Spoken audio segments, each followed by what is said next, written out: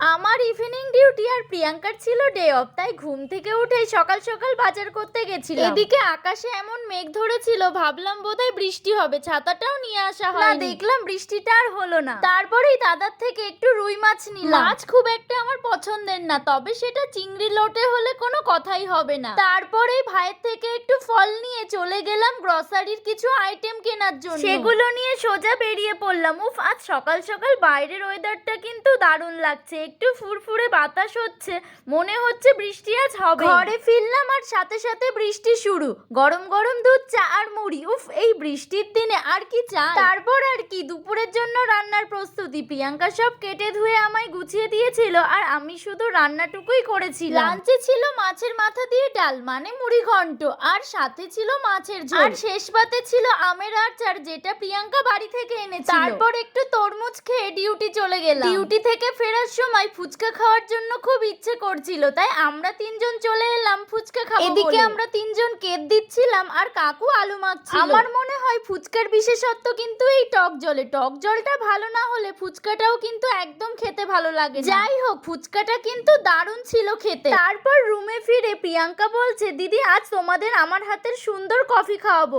আমিও বললাম ওকে, হয়ে যাক। তারপর প্রিয়াঙ্কার হাতের সেই বিখ্যাত কফি, দেখতেই পাচ্ছ এটাকে কিভাবে রেডি করা হলো। তারপর অনিতা রেড ভেলভেট কেক এনেছিল, সেটা খেলাম। ভিডিওটি ভালো লাগলে চ্যানেলটিকে সাবস্ক্রাইব করে দিও।